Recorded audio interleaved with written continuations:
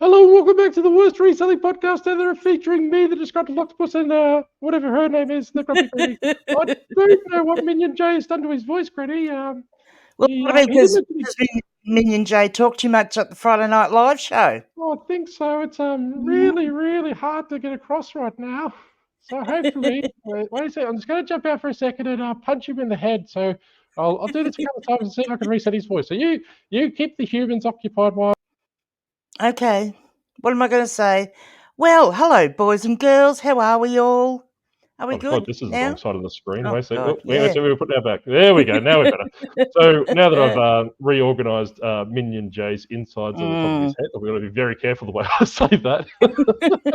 um, so what we're going to do today, Granny, we're going to cheat, right? So this podcast, it's kind of got a little bit lackluster now. It's on its own channel, which is fantastic because YouTube doesn't know Yes. where it is. So I'm kind of happy with that. So what we're going to do today, we're actually going to piggyback off the reaction video that Minion J did last week regarding Goodwill and all those different kind of charity shops, thrift stores, op shops, and everything else you want to call them. I don't particularly care, but you can tell me in Yes. the comment section below. They're trying to drive resellers out. What's your initial thoughts on that, Granny? Well, I think you're right. I mean, it's not. I'm not being affected by it here very much because a lot of my op shops are little independent ones, that are community run, and so it's a bit different with them. I mean, the prices are going up, yes, but not to the extent that I'm seeing, and I'm seeing it by people putting pictures up, like yourself and in the Discord, people have been putting pictures up of all this stuff or sending me stuff on Instagram. Thanks, Graham. Aussie Nurse Flipper out there. Yeah, it was absolutely incredible. And yeah, the prices are incredible on some things. Yeah, so I suppose the reason why I wanted to do this topic this week is I was floating around some ideas. Now that I'm on my power pills, I can start writing notes down and actually sticking to them for once. But so what I want to do is I want to actually challenge the scarcity mindset. So if you're only really new to reselling in the last 6 months or so, probably about 2 years ago, Granny, correct me if I'm wrong, every YouTuber and their dog was basically talking about the scarcity mindset. Don't worry about the scarcity mindset. The reason why we talk about this kind of stuff is because there's so much stuff out there, and you can basically go from here and you Yeah. can pick up anything. So if I talk about a book that I can get for $50, I might as well talk about it because you can find 5 in the thrift store or the op shop, and you can pick them up as well. And we can all be one big happy family. In the last Yes. 6 months, I've never heard of anyone talk about the scarcity mindset. Like basically, I think they've gone the opposite direction, where they're basically keeping their bolos close to their hearts, wherever my hearts are. Maybe Mm. my heart's up here, Granny. I don't know where it is. Well, I think people are because they are realizing that things are getting harder to get, and especially these bolos. And with a lot of the charity shops, like Selvas and stuff for us here, putting their really good stuff, they get a list of what to keep aside, and that gets put up for online auction on eBay. And so we're not getting access to that stuff, and people are starting to realize that. So they are actually, when they do find a bolo, they're not letting on. That's right. So basically, for those that haven't checked out my main channel, the Disgruntled Octopus, and Grumpy Granny is Grumpy Granny. It's in the description. It's Grumpy preset. Granny's So World. oh, sorry, Grumpy Granny's Well. Let me know after change that because Mm. the descriptions are preset. But I suppose on the back of the video I did last week from Tice Baby, and do you think I could keep a straight face trying to say that?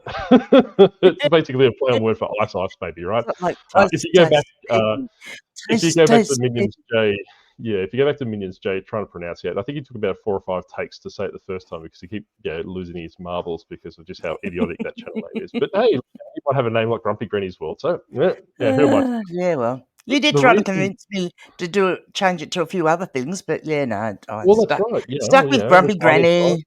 Yeah, well, Grumpy Granny's fantastic, right? We, Grumpy Granny and I, Blake won't watch this, so we'll say it anyway. We take credit for Blake's name change. We had Yes, an we hour and a do. half conversation after one of the podcasts that we needed to Mm. change his name to be more generic, so that if he did move out of the reselling space, he would be more branded, right? So, Yes, so he's basically typical Blake's taking it for him. So that's my bugbear of the week. What's your yes. bugbear of the week, Leanne? He wouldn't be just stuck in the flipper reseller zone. Mm. Yeah. Do you have a bugbear of the week before I get into some data? Bugbear of the week. Yeah, what about this cancellation policy change? What do you think? I haven't checked it. I don't care. So, all right. So basically, Leanne will tell you quite quickly about the cancellation policy, and I'll tell you quite quickly after it why I don't care. Okay. Well, it hasn't affected me, but I've had a lot of people in the Discord saying that it's affecting them already because they've extended the amount of time someone can cancel an order after they buy it. And yeah, I don't know. I mean, the policy itself hasn't changed. The reasons why a buyer can cancel an order hasn't changed. The time's just been extended out. So yeah. If you're on power pills, I don't recommend taking 2 coffees because you have a sugar spike and then you can start tasting colours. But the reason why I don't care about what Leanne just said, other than the reason because Leanne just said it, is that I actually mark my items shipped as soon as they come through. If I'm at the computer or if I'm at the Yep. Mac and as soon as they come through, I will print the label up and post them off. So that Yes. cancellation policy doesn't slide me in the slightest. So yeah, obviously if I'm at work through the day doing my world domination aspirations at my local office, they've got 4 or 5 hours depending on when they purchase the item to cancel it, right? So that doesn't phase me in the slightest. If I'm on the computer, for example, I don't have anything here. I saw one of the cameras that I showed the other night on the Friday Night Live. I did the label up straight away, and I dropped it off at the parcel locker. So I think Yes. personally, people are talking about they're trying to make it easier and avoid non-paying buyers and all these different things. I think from my perspective is eBay's trying to artificially shorten the handling time for sellers. That's my perspective, right? And I don't know if anyone else has said it before. It's basically trying to compete with Amazon by forcing eBay sellers blackmail, say, hey, look, if you don't send this within a day or same day or something like this, there's a chance the buyer could cancel your item. But yep, absolutely, and it's going to. It will affect me in that from that aspect because on the days I have a couple of days that I set aside each week where I just make content and stuff like that for YouTube. So I don't do a lot of stuff, and I generally don't post on that day. But now I will, and quite sometimes, like on a Friday, for example, I don't do my postage until the end of the day. Because if anything comes in during the day, I can get that out and gone before the weekend. Yeah, but that's right. Now I'll do it first thing in the morning and just get it gone. Yeah, so I suppose from my perspective, right, and this is a bit complicated for Leanne when she lives in Bumfudge, Idaho, and other people that live in very rural areas. But if you live in vicinity of a parcel locker, you can actually lodge that item 24 hours a day, right? So What's a parcel locker? We don't have those. shush. So basically, what I do personally is that I leave my postage to right before I go to bed. So I'll actually, walk up to the parcel locker, which I said it's only about a couple hundred meters away, and lodge my items at 11 o'clock. And Rob was saying in the chat the other night on the live is that doesn't count. It actually does count. As soon as it gets lodged into the parcel locker, that's actually a scan to eBay, right? So, and the reason why I do this more, and quite quickly just want to divert before I lose my train of thought and start dancing to myself and the voices in my head again, is that what I find personally, the quicker I scan things into the parcel locker, lodge them, sales come directly after, right? So I sell them. Always happens as soon as you do as soon as your stuff gets lodged, you get sales. That's right. So I find that previously, this is like my tinfoil hat, Graham, Adam, whatever your name is these days. But realistically, I'm not wearing it. But it used to be personally to me, if I did all the shipping labels on a Friday, a Sunday afternoon, if I did all the shipping labels, as soon as I did all the shipping labels, not lodged them, sales would come through again, right? So it'd be like a threshold. eBay had like a comfort level here, let me sales. Once I cleared those out from a shipping perspective, they'd flow through the sales, right? Yep. But now I'm actually finding the opposite. I actually need to lodge the items. And if I can lodge them through the parcel locker, more sales. Lucky you. Leanne, that's right. That's exactly right. So, we really need, and we've said this before, you need to take advantage of your strengths, right? So my strength over Leanne would be obviously, besides being really, really ridiculously orange and good looking, is that I've got a parcel locker around the corner. And probably has to walk, 18 miles barefoot through the snow to go find a parcel locker. And hopefully a bear takes her out of the way home. Yeah, I don't think there's probably one. It'd be 2.5 hours drive probably to the nearest one. Yeah, so but that's what I'm saying. That's what it really comes down to, right? And this is what we've been saying from the start: is that capitalize on your strengths. If you're really personable, fantastic. Go into the op shops, make connections, say hello to people. Or if you're like Graham, cranky and probably not as aesthetically pleasing as the octopus, scare them into submission. Walk in there and then make them talk to you on all these different things. And quite quickly, the reason why I wanted to back off to this topic today, and I will promise I'll let Leanne get a word in a second, is that I suppose from me, and this is my first viewing of Flipwise from my perspective, right? So I haven't showed anyone Flipwise before, so I'm still doing some things in the back end. But these are my sales for the last 7 days, right? So I will flip across to the flip my screen. So in the last 7 days, I've sold It's pretty. I have to say that it is pretty. That's right. So I've sold $2,200 Australian. After my cost of goods, after my postage, after my eBay fees, ad fees, all these different things, it's come down to $1,500 Australian, right? So if we look at this very overseen, handsome orange line down the bottom, and you can't see my tentacle down there, that is primarily sourced through Salvos, which is a Salvation Army for overseas. It's an op shop, a thrift store, and all these different things. This is why, personally, me being a gigantic, handsome octopus that I am quite concerned with the way charity stores are rolling. The blue line's Facebook Marketplace, then the church op shop, Vinnie's, which everyone knows I hate Vinnie's, and also a little bit of retail arbitrage, which is Target down the bottom. So these things that, and I think if we go further down, I'll show you quickly as well. And so my cost of goods for that last week is $253, and my average cost of time to sell is 5 months. The reason why that is because I sell a lot of high sell-through rate, right? But my bigger sales items this week have been stuff that I've bought from the church op shop 12 months ago. But this is what Graham, the Aussie Nurse Flipper, Leanne made reference to it as well. He sent it to me as well. So this is a charity shop in Australia called Save the Children. And I don't know exactly what they're saving them from because for selling a vase for $2,500. So probably $1,700 American if you're that way inclined. My head's a bit slanted. I didn't fix up my head. Yeah, it's a bit like that. So this is what was basically in a charity shop that he came across on the weekend, or yesterday actually. I kind of wondered whether it was meant to be $25 and they forgot the full stop, but I don't know. I don't know. Well, I don't know what if one of our viewers outside of K-Fan can let us know if you are into the pottery section and this is something that you would basically look in. But I'll just jump into it and I'll see if I can zoom in. Because there's definitely not a full stop there between it. It's 2,500. So that's exactly what it says. Maybe it's look, it could be some super duper brand of pottery. It looks like it's got damage on the right. What, is that it on does. The right? It does. Underneath the circle there. Yeah. So, but like we're assuming it's $25, right? They're just some old lady's probably gotten zealous with the tape gun of this. But even $25 for a vase in Salvos is ridiculous. That's right. And Graham actually, Graham's our biggest supporter in the sense of he sends all my research through me. So I love you, Graham.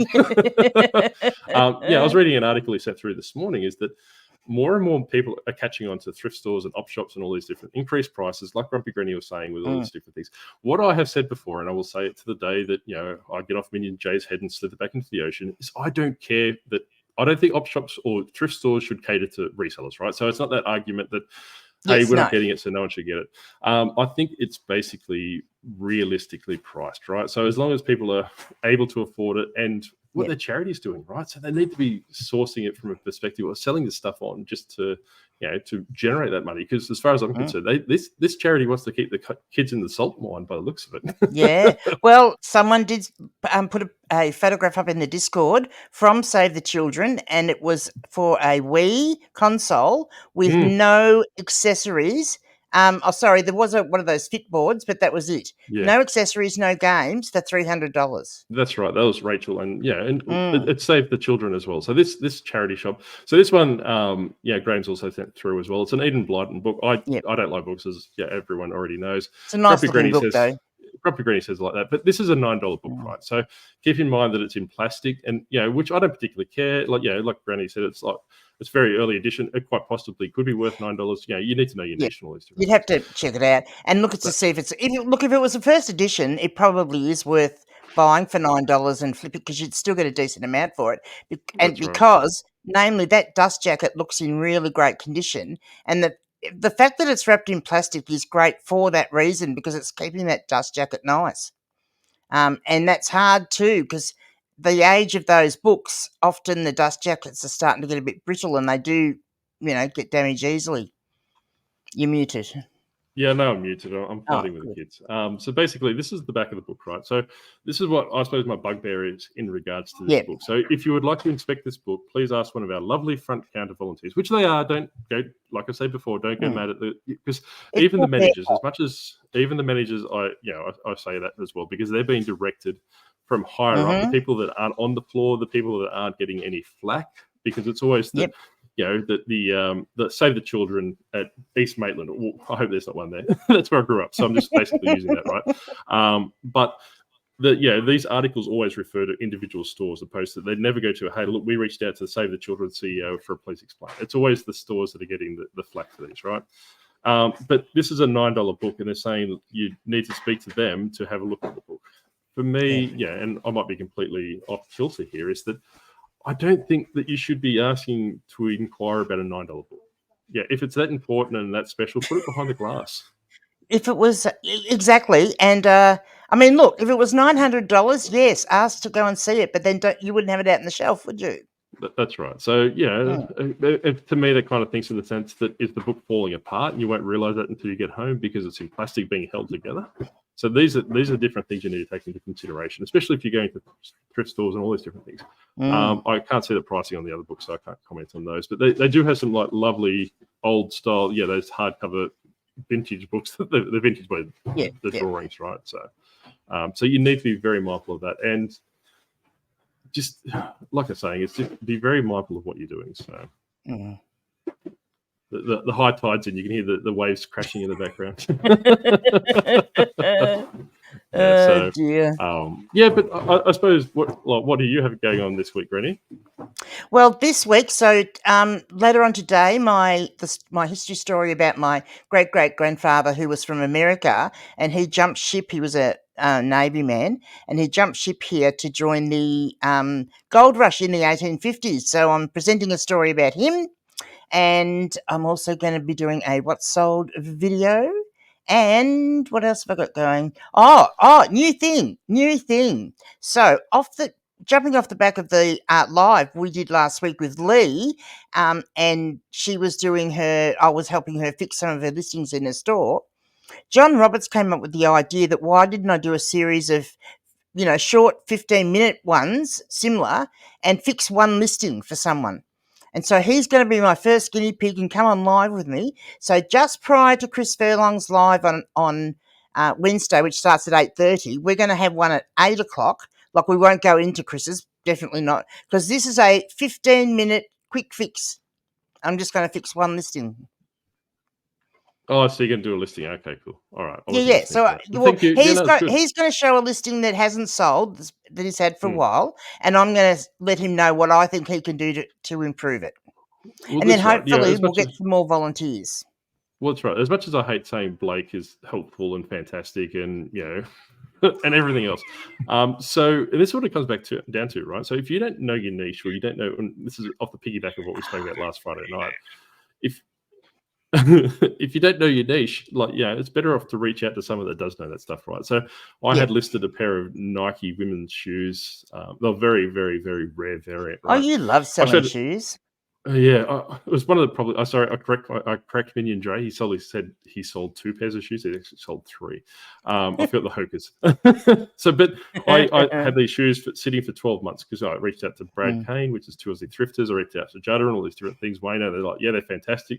Grab them for $10, whatever it is. Had a list them for $150, which is well and truly under comps, right? Wouldn't sell for 12 months. And then I said to Blake, can you look at these shoes and tell me what's going on? He said, hey, idiot, you don't have shoes in the title. So it's just like Nike women's, whatever the colorway was, or all those different things. So, and then, lo and behold, when I revised it, a week later it sold. So, Look, I've had people say to me, like, particularly say with women's clothing, right? And they've got a top that they're putting up, and they're putting it in the women's top section, right? That's the category, eBay category they're listing it in. So they think, because it's in the women's tops, they shouldn't put women's in the title because that's just wasting words. Well, that's not true, boys and girls, because if you need to try and match up your title with as many keywords that will match up what the buyer's going to be putting in the search bar. So what are people going to be searching for? They're not going to just search for top. They're going to search for a women's top. That's exactly right. So they're basically going to be looking for things. They're not going to use those drop-down menus on the side of the screen, right? So they might be searching for Nike shoes. Well, that's exactly right. Like women's Nike shoes, or like stuff like that. So this is the things, right? So this is what I was talking about, and what Leanne was just saying as well. So on the left hand of the screen, you've got brand, you've got type and product, and all these different things, right? So if you God, type here we go again. shush, I've raised the price. If anyone's after one, come find me. But on the left, obviously, if you've got like Nike, if you type in Nike top or something like this, people aren't going to click on these things and go doing this. They're just basically going to look at the thing that pops up the top. So that's to be very mindful of. Don't rely. Got to put those basic words in. So if you've got if you're listing a pair of jeans, put jeans as one of the very first words. Yeah, and if you as much as that, listing an orange octopus, put octopus in there. Apart. And don't get me started. Leanne, remind me after that we've stopped filming this podcast what I think of a certain podcast that came out yesterday or the day before. Yes. Featuring my favourite person of the hour. Egotistical dickhead, but I'll cut that bit out. I did see that, but I haven't. But like I was saying, is that you want to follow that structure. So basically, Levi's men's jeans or Levi's jeans men's waist 38, length 32 or stuff along that. So you really need to. You're best off to put brand first, then you put what it is. So Levi's shirt, Levi's jeans, Susan top. And then you go women's size, and some experts will tell you not to put size in because that's wasting it. But let me tell you, put the word size in because. Can you hear me? Yes, I can. I'm talking over you. Yes, because your audio keeps dropping out. Oh, sorry. Your audio. It's probably because I'm waving my hands around. So, I was about to say this episode's cursed for audio, but So basically, but you're right because eBay doesn't necessarily care, the way that those words are placed, right? So obviously put it towards the start where the keywords are normally utilized from, but people will type in Levi's women's jeans or something like that, but it doesn't matter if you go Levi's jeans men's or something like that. So. Yeah. But that's our helpful hint for the day.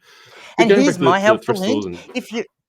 My helpful hint. If you're listing men's jeans, when you go in when you're listing men's jeans, go down to where it says department and it says men's and change it to unisex because there are a lot of women out there that like to buy men's jeans to wear. Just saying. I've actually found the same as well. A lot of my smaller size jeans, which, when I first got into jeans, and this is probably the biggest thing I'd learned, is that I was picking up a lot of size 28, size 30 men's jeans, right? So I think personally the sweet spot for men's jeans is 32, 34. So around that, so waist 32, 34. I've dropped down to a 36. Look, I'm such a slender octopus at the moment. So watch out. Those niche sizes soon. But obviously the bigger sizes, the 44s and the really, really big boy jeans and stuff like that. They do have a market share, but I really find that they're a slow seller from my perspective, right? So I probably don't try and sell, especially in this cost of living crisis, especially what we're talking about with op shops and thrift stores and all these different things, sell things that sell quick, with niche sizes and stuff like that. So if Terra Peak or whatever it's called these days comes back as 32 and 34, fly out the door, source that exclusively. Yeah. Okay. Now I can't hear you. Oh God! Yeah, it should be. I thought your microphone had gone off again. No, I'm still using the same one. I was just doing an awkward silence just to make you uncomfortable. Thanks very much. Great, excellent. I know, but just a bit of mind games today. A bit of revenge what you did to Minion J on Friday night. You freaked him out. And I did. I got him back. I did. I kept saying in the chat in his live stream. I kept saying in the chat. Can't hear you, can't hear you. No one can hear you, but bugger it. Some of the other people in the chat said, no, we can hear him. My beloved friend Chris, which is obviously in my Discord group where we talk about loot in the boot and also a Facebook group, Mischief Toys. Those little toys I tell you I collect when I have to wake up at 2 o'clock in the morning. So he came to my rescue. Love you, Chris. You're not going to watch this, but yes. because he it's quite funny that. But I did get him. I did get him for like a second or two. And the look on his face was. Stop throwing your arm around. Stop throwing your arm around. Your audio's falling out again. Sorry. But I'll sit on my hands. I was going to say you have to get a new microphone as well. I'll send you one of those DJI ones down. Shane recommends them. Oh yeah, great. Okay, good. And we can both drop out. That'll be good. Yeah, I don't know what's going on. Are you touching your microphone or anything? No, I'm not. Really staticky. No, you're good now. Is it? But so going back to what we were talking about before, is that we have a vested interest in the thrift stores and do all those different things. Because looked at that graph, where where a majority of my stuff that I sold in the last week was coming from Salvation Army, right? So, and 99% of my stuff comes from the thrift stores. So you really need to, like this scarcity mindset and all these different things. What I did speak about in the last week's reaction video and the live that I did on Friday night is that people are moving away from telling people bolos and all those different things. Me personally, I'm doing what was supposed to be like a half an hour live on Friday nights, which is exclusively to that time slot, right? So 2 hours. Oh no. Minion J, you can't take him anywhere. He loves the sound of his own voice. But what it comes down to is that those lives are exclusive to that block, right? So I turn them private off as soon as they finish. So basically that no one else can watch them from that perspective, right? Because like Minion J made reference last week, I would not be surprised if thrift stores and op shops, and a lot of people put this in the comment agreeing, is that resellers have destroyed the market. And I will say that, and this is why I think, because we are giving information away for free. We're telling people bolos and all these different things, or they're paying $34.99 a month. And yes, I will stop harping on about that one day. But they're jumping into those groups where Brenny is paying that $34.99 a month to learn about different niches, to learn about jeans and all these different things. Thrift stores are doing the same. They're using it as a tax write-off. Not that they pay tax in the first place, but they're using that to get all the information they can about niches and what to look out for, and setting their profit margins astronomically high. And like I said before, if it was actually helping people, I would not care. But you're not helping people. You're helping yourselves. Yes. And I mean, I really do. I think some of it is definitely coming from the YouTubers, like the reselling YouTubers, because it's brands, like things like the Levi's, and they don't care what model Levi's it is, they'll put the price up regardless. And there might be a pair of Levi's that only sells for $24, and yet they want $24. Well, you can't flip that, can you? Well, that's right. And like I think I made reference to it. It might be a live, I'm not too sure, but I did talk about it. Is that I went to my local Salvos, which was the higher end, Levi's, right? So probably about that $12 mark. I used to get a pair of Levi's from. They're now selling Levi's for $25. I was looking after a new pair because, like I said, I've shrunk down to the size of jeans, so I don't really want to loop my belt around 3 times to keep my pants on. So I went looking for a pair of jeans, and the 36 ones, the 32, were now $25, right? So to me, that's astronomical. I'm happy to buy that because that's my size. I'm not going to. Well, it's still cheap for your personal use, isn't it? Like, as opposed to buying exactly new.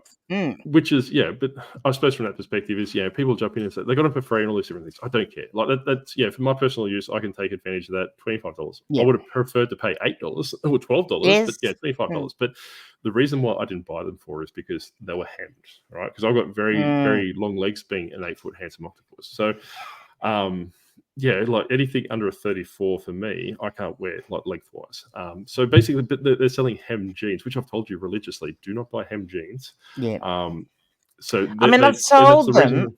I've had a couple of pair that I accidentally bought early on because I wasn't checking. You find this great pair of Levi 501s, or a really good brand of jean, and you grab them without checking, and get home and you look at the stitch and you go, oh, and very and they're from short people, and you've got to find a short person to buy them. That's right. That's exactly right. So Chris Furlong, Uncle Wayno, reach out if you want some jeans. But what it comes down to, both of those are extremely short. They look like, I think they actually got called up for the new Snow White movie for one of the dwarves. I'm not too sure. But that's a malicious room that I'm starting. But I suppose from that perspective, right, is that every decent pair of jeans, Levi's and all these different things, don't exist anymore. So where I used to go to one particular thrift shop, which I've commonly referred to my favorite salvos, I get nothing in there anymore. I used to get jeans and walk out for like $6-7 a pair. But you were almost going to start wholesaling them, weren't you, to other resellers? That's exactly right. So, but that's no longer viable because anything that's been hemmed, they're the only ones on the shelf, right? So basically every other pair of Levi's has been stripped from the shelf, which is, to me, is that it's a bit disappointing that they are pursuing that. I don't mind if they put them up to $15 or $12 or something like that, which is in line with wholesales reselling, right? So if you go to a wholesaler, you probably are paying that $15 to $20 pair of Levi's, right? I don't, like I said, that I don't care. It's just, like I said, going back to your strengths, right? If you can source them for that much, good. If you can't source them for that much, no, you're just whinging and bitching about it because move to an area where they are like that. Look, and the thing is, just take that basic strategy. If you go into an op shop, charity shop, thrift store, and the prices are astronomical in that store, go to a different one. And because some of the independent ones won't have the high prices, that those sort of shops do. But yeah, if you can't get what you want at one place, go somewhere else. Unless you're in Canberra, because it's the independent stores that are crazy. Like literally, like the one, like the MS multiple sclerosis store, the Save the Children's Anglicare, they are obscene. They are literally Save obscene. the Children seem to be really super. Yeah, because like I said, Rachel's over in either Adelaide or Perth. I'm not too sure. She's in Victor Harbour now, just outside of Adelaide. Oh, okay. South Australia. And Graham's in Brisbane. She was in Fremantle. Yeah. So Graham's in Brisbane. He lives in 123 Main Street. So make sure you send all your beloved love mail to Graham. But what it is that this store across regardless of where you're in Australia, it's becoming more and more evident that all these different things. So like I said, I would love to get a backdoor access, or hopefully Judda doesn't pick up on that. But look, I do know someone, but I have to ask him whether he could talk to you about it, that does have some backdoor access, right, over in the West. And he has told us, like, they do have a list. He gets to see what they are putting aside that is going on to online retailing. And unfortunately, he gets to see it, but he doesn't get to buy it because there are other categories that they do keep out the back for him and that he can get, but not some things. Because, like, personally, right, I said numerous times, I'd like to volunteer. I just need to find time to do that. But I don't think there's any thrift stores or op shops in Canberra that I would like to donate my time to, if that makes sense, because that's a bit sad. They're all egotistical maniacs. This is coming from an egotistical maniac, right? So when you go in there, I've listened to conversations that the managers have with the staff, like with volunteers, free volunteers, treating them like they're salt mine workers, or we did see in a video probably about 6 months ago where a particular person was complaining about dolls. And what I made reference, and a lot of people didn't agree with me in this, which is fine. Yeah, like I said, unlike one egotistical maniac that charges X amount of dollars per month to do coaching, I'm not right all the time. But from my perspective, if you're being paid as a manager, you should go out and face the customers, right? Don't send your lovely old ladies that get paid nothing other than donating their time to fend off these crazy people whinging about girls' toys. Exactly. It's just it just shakes my head, right? So that's from my perspective. But you really, really, really need to be mindful of the thrift stores aren't going to be viable long term. I don't care who you are, or who you listen to, or who you think you are, and all these different things. You need to start looking at alternative sourcing strategies. We said last week that Grumpy Granny and I are also looking at diversing our YouTube channels. We're still going to be reselling content, but we're looking into other things that we can kind of grow. And as much as I hate saying this word, spread our wings out a little bit. Community, right? So I hate, see, from my perspective, I like what I found when I was doing reselling full time. It's very lonely, and Leanne found that out as well, because I'd be constantly on the phone to her, just talking to her. And that's what we did the lives for, because I really enjoy that interaction and all these different things. So and I prefer doing the podcast as much as I say I don't.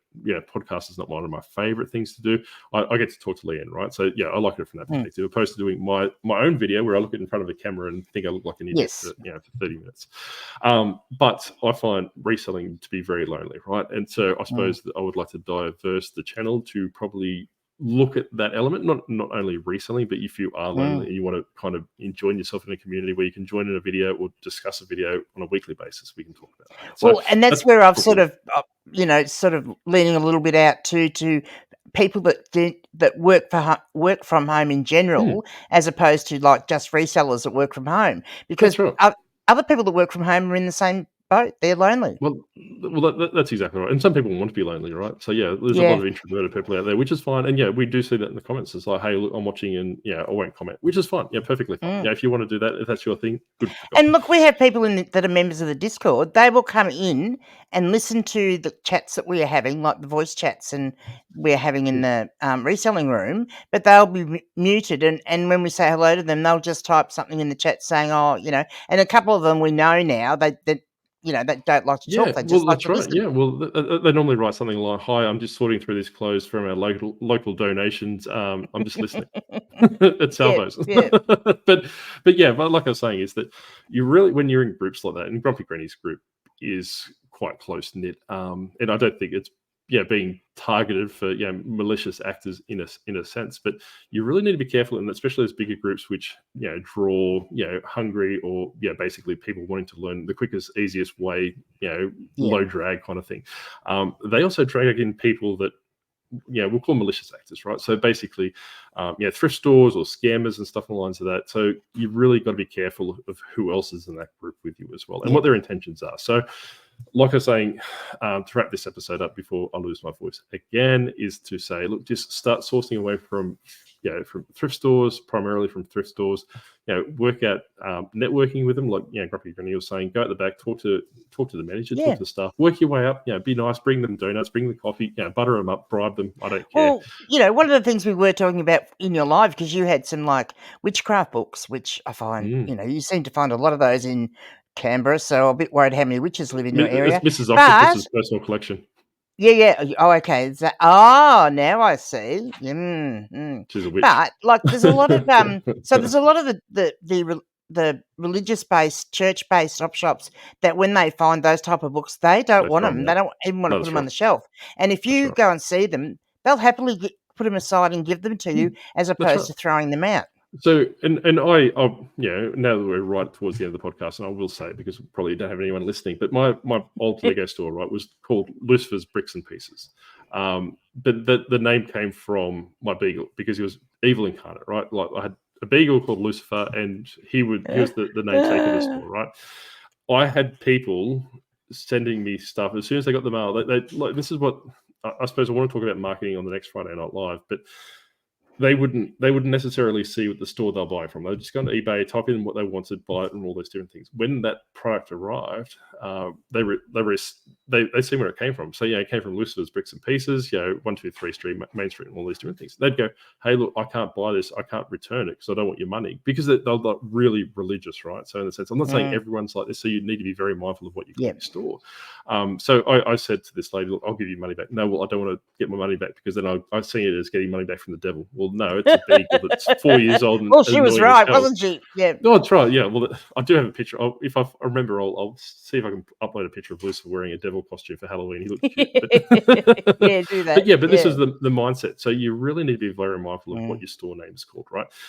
She didn't want money back, and she didn't want to donate the item. I said, look, hey, if you want to donate it, I'll donate $5 to charity. And I just gave $5 to one of those little drop boxes, and she was happy with that. So, but she didn't want her money back because she was quite religious in that respect. Going back to looping back to what I was saying in the original point before I went on my little sidetrack, is that those charity shops that I live down here, like the thrift stores I live down here, they are run by, like I say, religious zealots, but basically those close enough you can. The people that are really heavily involved in the church side of the Salvation Army and Vinnies and all those different things. So they would get those witchcraft books, and they would say, hey, look, if I got them to say, hey, look, my personal interest is, or my wife's interested in this and all these different things, can you put them aside and I'll pay you for them? They'll either say, no, I don't want any payment for them because they're the devil's work, or whatever their beliefs are. We'll give them to you, or you can come here on a Thursday morning and they'll be in a pile, and if you haven't picked them up by lunchtime, they're in the bin, or something like that. So do make sure you go, if you do that, make sure you go and get them when you say that you're going to get them. Through. Yeah, there's a lot of innuendos in this this episode, but you need to back up with what you're saying, right? So don't take these. If you are genuinely sick, ring them up and say, hey, look, it's GG here, or it's Octo here. I was supposed to come today and pick up these things. Unfortunately, I'm sick. So if you do want to throw them out, or if you leave them tomorrow morning, I'll pick them up, or I'll have someone pick it up. All these different things, because they think, and like I said, I'm not going off off the tentacle with this one. I actually spoke to the lady that runs the store, right? So she does not want to touch these books. Like, yeah, she basically uses a tissue or uses a one of those little wipe things to handle the book, right? Or gloves and stuff like that. Because her beliefs, which, like I've said before, I don't particularly care which way you believe or otherwise, just don't force it down people's throats, is that if she touches the book, therefore, she's sinned, or something like this in her mindset. Yeah, right? yeah. So, like I said, you really, work out where your store is. Like, if you are, my other store's a Halloween themed store opposed to the Octopus. I moved away from Lucifer, right? So I've moved it to something else, which is Halloween related.